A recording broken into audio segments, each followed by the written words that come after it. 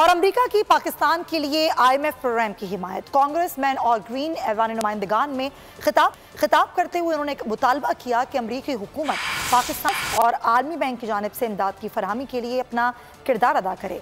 अमेरिकी वज़ीर ख़जाना का कहना था कि अमेरिका पाकिस्तान के लिए IMF के प्रोग्राम की हिमायत करता है।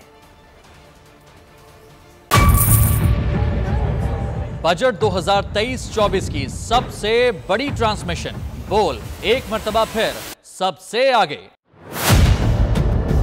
वजीर खजाना की बजट तकरीर की सबसे बड़ी कवरेज, 62% अवाम ने देखा बोल की स्क्रीन पर। Welcome back to the budget transmission.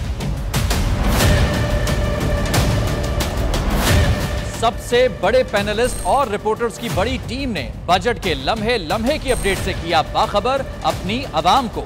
Gujarat अदाफ में यूं कह रहा हूं कि एक तरफ ये ख्वाहिश है कि लोगों को रिलीफ दी जाए, क्योंकि इलेक्शन सर पर है, तो कोई ऐसा बजट दे जो पॉपुलिस्ट हो। क्योंकि बोल रखता है खबर के हर पहलू पर नजर, बोल है सबसे आगे सबसे पहले।